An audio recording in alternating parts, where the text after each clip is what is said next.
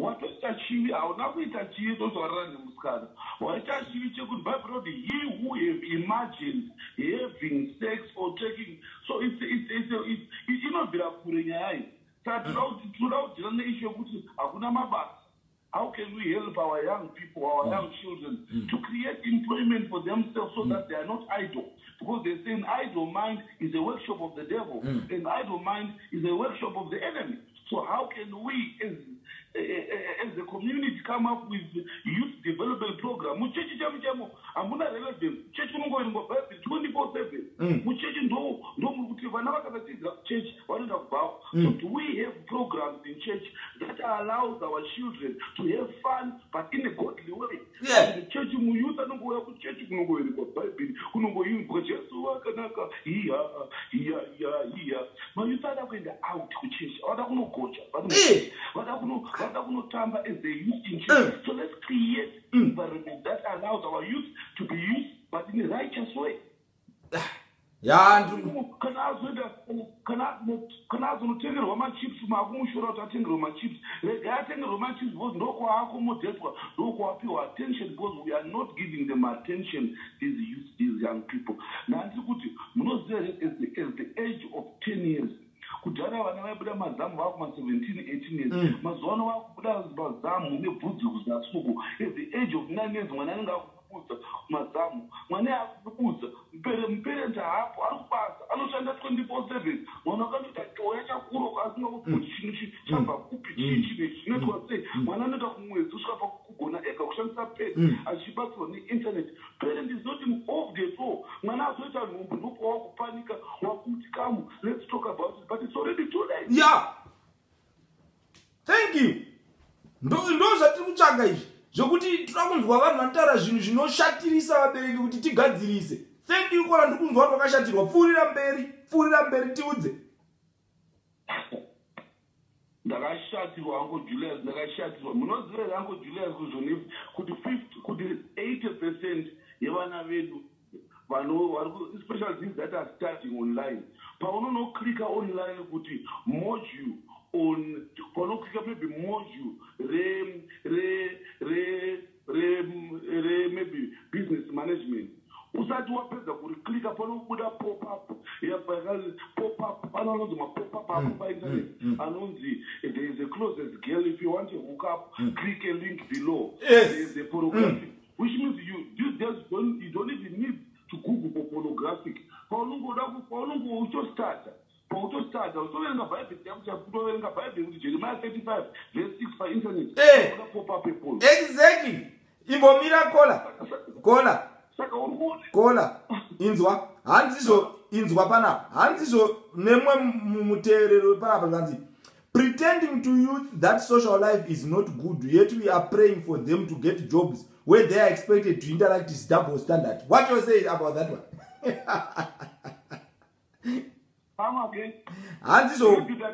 Hanzi pretending to youth that social life is not good, yet tiri kuvanamatira kuti vawane mabasa avachazonoita social interaction kumabasa ikoko, it's double standard.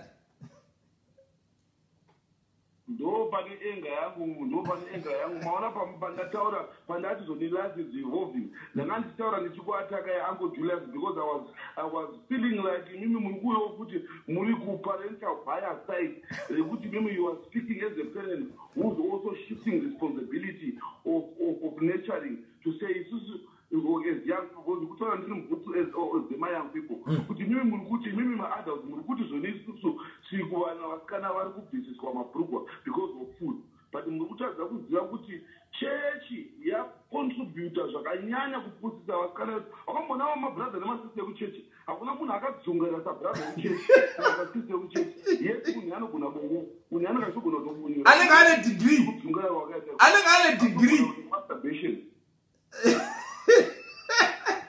anenge ane degree asi akadzungaira so chimwe chigirisa chakamudzungaidza so zvekuti hato anenge ari dununu but munhu ane degree. Do you know I did didn't know kuti kuenda kumuvha hakuna kushata. I didn't know kuti kuenda out for drying hakuna kushata. I didn't know kuti zvoni kuona movie hakuna kushata. Taking a girl for a picnic hakuna kushata. I didn't know kuti kuenda out nemusikana for shopping hakuna kushata, because church told me that it's very dangerous to go with a sister alone. You need to shut away. So church grew us as if we are growing outside the world that is normal from everyone else.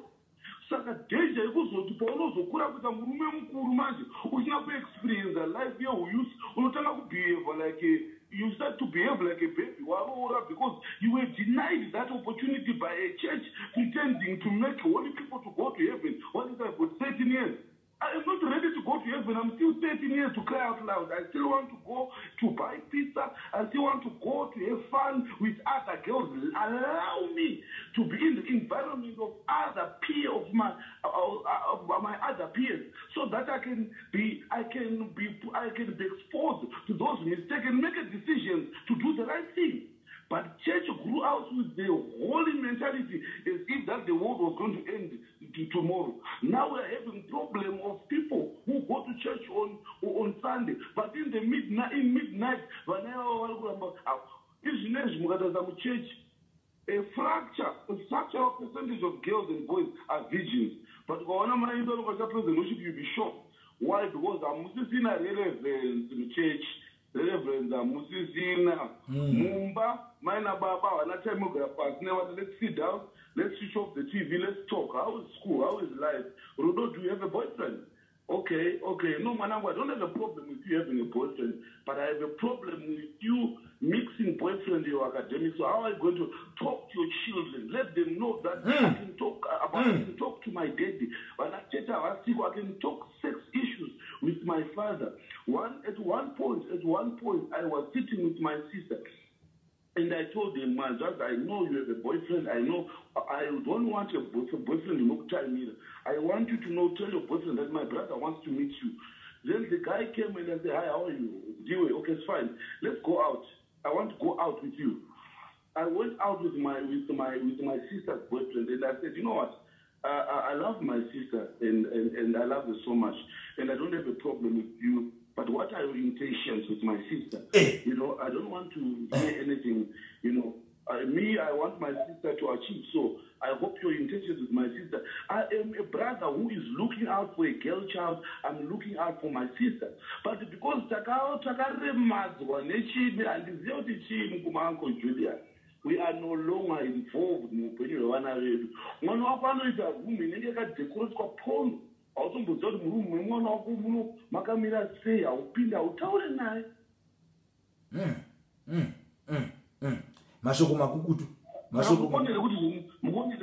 Mukonere kuti okay, Uncle Julius, munoziva here kuti mafundisi vanorira pamberi pendimi pavava nemabhishop vava they have sex. Ko vana vakazvara sei? Saka ndauti mungoimagina mufundisi kuti anoita sex achitobatirirawo achitorwera ruto otonyatsokunzwa ndasvika panapa otomirawo namaimfundisa musasiyeka futi maimfundisi kana zviri zvenyika kana zviri zvekunyika vatiri vafundisi atongosiya zvebondezvi oita tiri kureva izvo kuti zvoni iwaya masubjects aya anoda kuti achitanga vanhu vaipopota last time kuzimbabwe pakwada kuiswa bill rekuti makondomu ngaaintroducwe muzvikoro. Chechi yakavava zviite but hatina mafundisi anopinda muparliament because mafundisi haana kudzidza. Muparliament mune mapati ekuroman catholic, mune mapati ekuanglican, pentecost hauriwane muparliament. Rinenge chidzi ndezvemweya wetsvina. Saka achapinda muparliament kuzopasisawo nekuaryiwa mabhiri iwo ayaya ndianani. Saka muri kuona here kuti Uncle Julius kuti nzvimbo dzinofanira kunge dzichigadzirwa vana dzacho ndidzo dzadzungara dzisina information, dzisina content, dzisina substance. Let's talk about school. vana vedu vanoenda kucresh vakuenda kucresh vakuenda kuchikoro ini noti handina kana communication naticha womwana ndinototsama kana mwana akarohwa naticha orere mwana wangu mwana wangu habe mwana wangu haadaro. There is no teamwork between the teacher and the parents. Saka vana vedu let's not blame these children. Let's go back to the drawing board. Yes. Put our things right as parents. Wow. Yeah.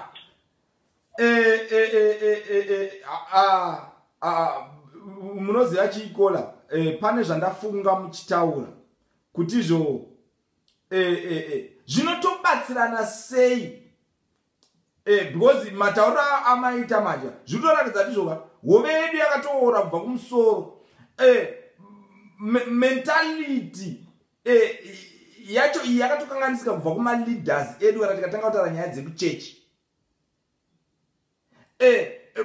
Does it mean now kuti izvo totovadawo mafundisi pazvirongwa zvakaita seizvi kuti vazive kuti izvo this is how best youth can be handled, kana kuti mafata acho kana mabishop kana kuti mareverend vauye pano kuti vatoziva kuti this is how best to handle my youth. Yeah, Uncle Julius, because I have said that the youth, even in my political parties, one of the strongest army of any political party is the youth league. One of the strongest arm of the church is the youth ministry. Every organization that has got a youth backbone, youth backbone, and I'm cool. Saka the devil has changed his strategy of fighting. He is using what we call catch them young and destroy them type of attack. Yeah. What does he do?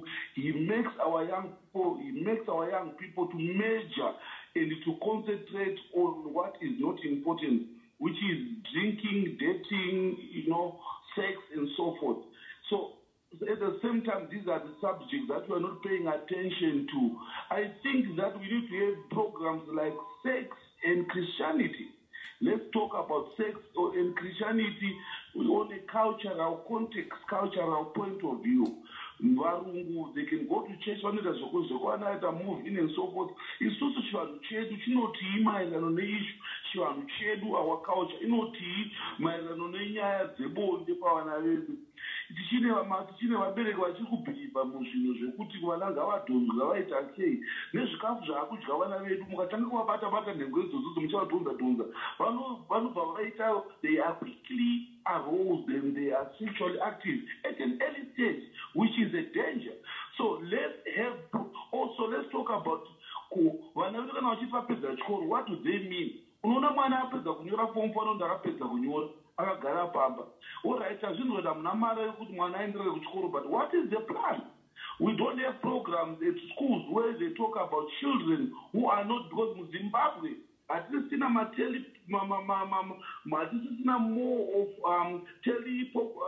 what do they call it? These institutes that teaches, mabasa emaoko, because avasese vana vanoenda kuchikoro kunopasa. Vamwe vachafoira but vane zvavanoita. Saka mune issue idleness. Toita say, we have got political crisis. There's political crisis. It's contributing. Our economy is drowning. There's no money. Our children are not working.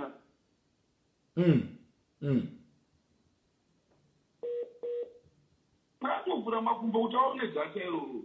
Saka mukuona kuti zvinhu zvese zvizvi satavablema ngatange tanama mapotholes esa. Saka ini ndotosuggesta muangu kuti pachirongwa ngataure nema-issues parenting. Let's bring back parenting issues. Help parenting. Takudzoka parenting. That's all nema-issues, the teenagehood. Assisting our children to how to their transition period. Kuti panenge achibva pastage yekumwana achina muyouthhood, teenagehood. Kune zvanosanganikwa nazvo patransition period. You understand? Iyo period yotora kubudza achibuda mazamu angabatsirike sei. Ngatiende panhau career development. Kuti do you know that even here in South Africa kune munhu atovhura company yema-maids. I supply maids, I supply gardeners. So even because if it's done properly, you can still make money. So let's come up with issues, because let's not talk about it. Let's also come about solutions to this problem. Okay, inzwa ikakola muri kuona kuti kudi like what I said before, kuti you have opened a very big can of worms here, more than what I was even expecting, in the sense that I was thinking kuti zvichida problem lies with the youths alone, but the way you have touched this issue now, zvaburitsa pachena kuti mayuthi ega angazvigone izvi. Zvakuitika kumayuthi angoma results ezviri kutadzika kumusoro kunana baba nekumachechi nekupolitics as well. Do you think today's parents in church, church, be it Catholic, whatever church, right? Any church, do you think kuti mubereki wanhasi kuchurch angabvume kuti tidzidzise hanzi chiyanyorwa sex and Christianity? Ivo vari kupopotera mapiritsi. Ndozvandikuti vabereki vanoda kuti vagare navo vaoneswe. Uncle Julius, whether we like it or not, taakurarama in a mixed cultural content world. Munyika taakurarama isusu patakakura taisamboziva zvana Twitter izvi, taisamboziva zvana Instagram, taisamboziva zvana WhatsApp, zvana Facebook and so forth. Toita program nenyika more than 20-50 countries at one go. Saka vabereki vakaramba kuati, vakaramba kuenhance change, vakaramba kuembrace change, voadopta new methods of communication nevana vavo. Ndinokutaurira, we are going to lose these children 100 times more than we are losing them now. Okay. There are new ways. Children, they don't even need to see each other to have sex. There is now what is called internet sex. People can have sex on the phone through the internet. Phone sex, internet sex. Quite a new unified. Even if you know one method or India or Himalaya, then people have sex over the phone. So these are new tactics and weapons the devil is using. While we are still holding on to our old traditions and our old system of communicating one another. If Christianity and sex, we need to talk about it. When we read the Bible, are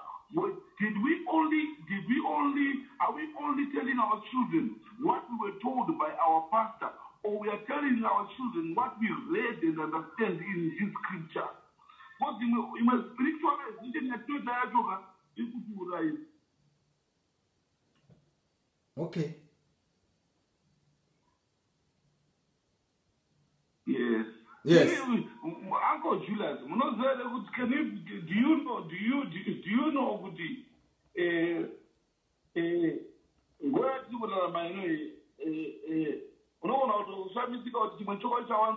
it was not true at all. Because on the pulpit the pastor only preaches what he wants to accomplish. But we don't have pastors anymore who look at the world and say, now, change begins at home, change begins with me. How can I be relevant in terms of bringing the change I want to the church? Then we start to bring life transforming issues. We start to bring life, nyaya dzinobata upenyu, dzinochinja upenyu. Unoshamisa tunoenda kuchechi from January to December. Mfundi agoparidza agotadza kuziva kuti ane vakadzi vakafirwa muchechi make vanoda varume. Agotanga kuvaparidza nhau yeabstinence. Munhu akagara nemurume akafirwa akunzwa kuti abstain from sex. Munhu akafirwa nemurume aine 26 years anoramba akachengetwa muchechi achiparisirwa shoko reholiness kusvikira mukadzi iye azonotora murume wemunhu. Pastors are not real, are not relevant. This lady is not a widow. Even the Bible, I got the widow starts at 60. bhaibheri rakatora vashirikadzi rotangira pa6 hakuna shirikadzi ne26 years hakuna shirikadzi ne32 years panomafundisa ramachikopaza holiness single women be holy ishemari tsvei kuti aite maprograms anoita kuti vana baba vasina varume nevakadzi vasina rume vasangane varoorane vagare vese ya ndikunyora bhozi muri kufamba saka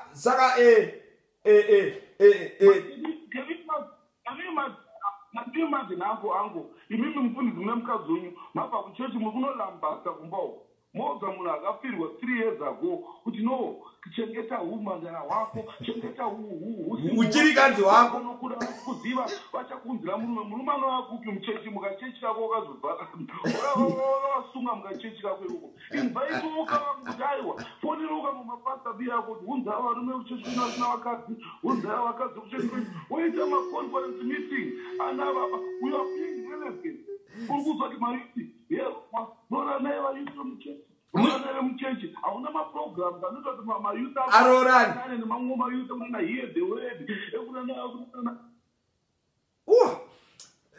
pane zvandafunga kuola muchitaura kutizvo saka muri kureva here kutizvo program yauncle Julius yemusi weSaturday yataronga kuti every Saturday izuva remingu and mix and looking for love pashow yevanhu vari single vese yakatonaka kai uncle there is uncle if we don't do it isusu vanhu vane clear intention vane pure intention internet is already doing what you are thinking of starting to do. It's already happening.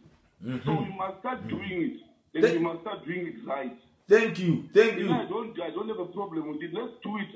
Game on. Because the devil is doing it. And we are still busy asking ourselves, is it right? Why not? What is the problem of assisting a brother to connect a brother? Because in this world, it's not what you know that matters. It's who you know. So life is about connecting to the next person. A blessing is the connection away. So we are busy trying to be holy, asking about this.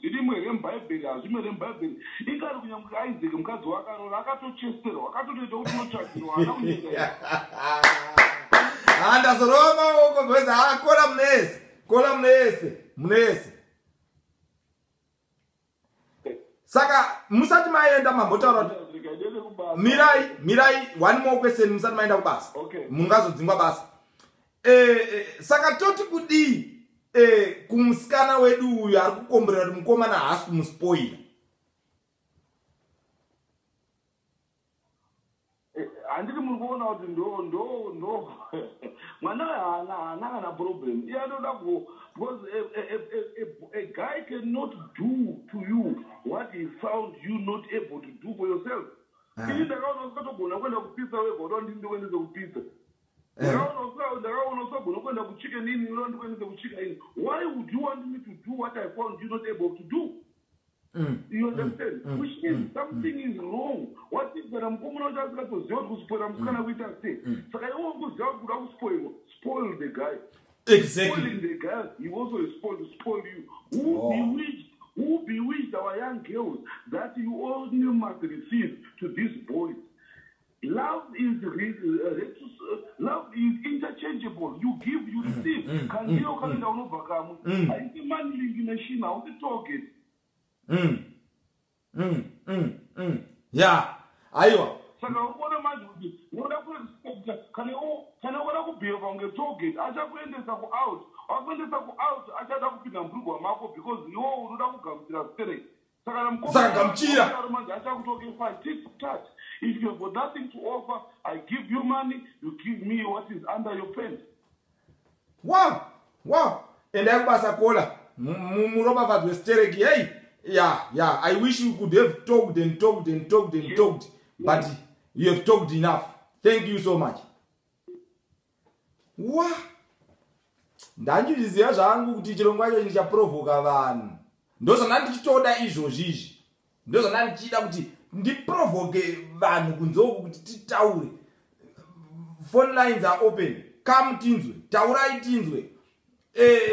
Ndachiziva kuti kanyaka ichakura izvo ndachizviziva but ndachida kuti ndimbotanga ndaprovoka vanhu nditaure mafungiro angu ndozonzwa kuti vanhu muri kufungira. Handei tinzwe.